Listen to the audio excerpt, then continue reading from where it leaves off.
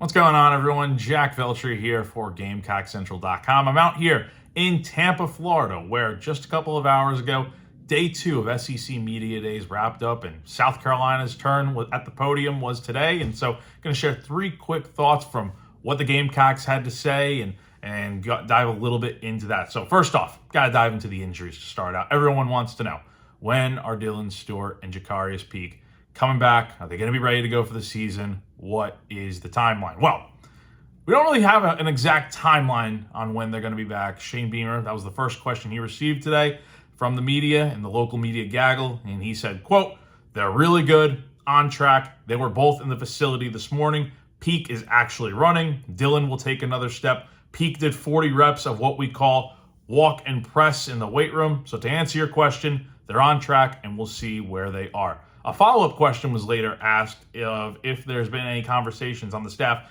of potentially holding Peak and Stewart out until the Mississippi State game. Because you got to remember, first 2 games of the year are against Kent State and Towson. Games that South Carolina should win, no problem, with or without those 2 guys on the field. And the simple answer Beamer gave was that they're going to treat all opponents the same, and that when those 2 guys are ready to play, they will be out there ready to go. Next up, position battles. There are a few key spots that are going to be really interesting to keep an eye on heading into preseason camp that Beamer did mention today. I asked him about the edge position because, speaking of Stewart, obviously at the other edge spot, it's an open competition there of figuring out who is going to be the guy to fill the shoes of the likes of Brian Thomas Jr. and Kyle Kennard from the year before.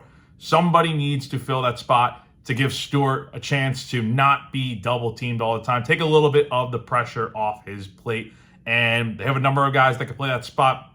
You got transfers like Caleb Herring from Tennessee, Drew Collins from Arkansas State. You obviously have Julian Walker coming in from Dutch Fork High School, and a few other young guys that are returning players heading into their second year of the program. So a lot of stuff to resolve on that end, but that is one spot. Then you also have the kicker battle with Malik Orson, Max Kelly, and Upton Bellenfant, and those are the names to know at that spot. Beamer did say he is not super worried about naming a starting kicker a few weeks out before the start of the season. In the past, he's kind of waited until down to the wire before the season begins to name a starting kicker, so that's another position battle that he will let play out. And then he mentioned this one. He was asked about the linebackers, and obviously, they know their starting group of linebackers. It's Justin Okoronkwo, Sean Murphy, and Fred J.R. Johnson. But he mentioned trying to find that 4th and 5th linebacker to bring in there. So we'll see where they end up going with that. But those are the main spots. Of course, there's the offensive line to figure out of, okay, what's your starting 5 going to be? What's your wide receiver rotation going to look like? Who's your starting running back? Those are different position battles as well, obviously, that we all know are worth keeping an eye on, but those were the main 3 that stood out from what Beamer had to mention today.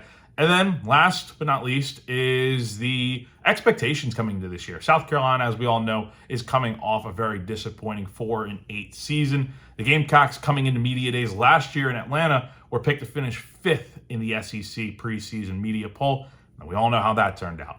This year, the media poll comes out on Friday. We'll see where the Gamecocks are picked, but Beamer was asked about external expectations and said, quote, "Nobody thinks we're worth a shoot, and that's okay. Everybody thinks we suck, so you know it is what it is. We don't pay a whole lot of attention to that. Just kind of leave us alone, let us go to work, and we'll see everybody in September." So that to me screams that they're not paying attention to the outside noise, obviously, and that they're likely going to be playing into a little bit of that underdog card this year of, look, nobody's really expecting South Carolina to do much this year. I mean, some people are, but like the overall noise is that South Carolina didn't have a very good season last year.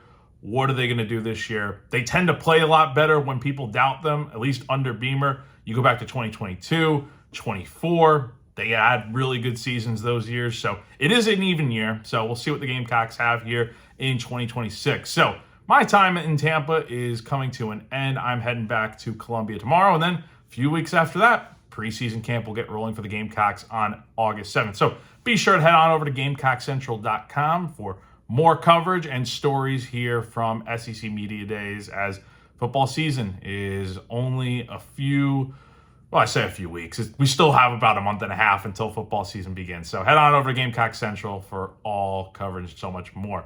Closing things out from Tampa for Gamecock Central, I'm Jack Veltri.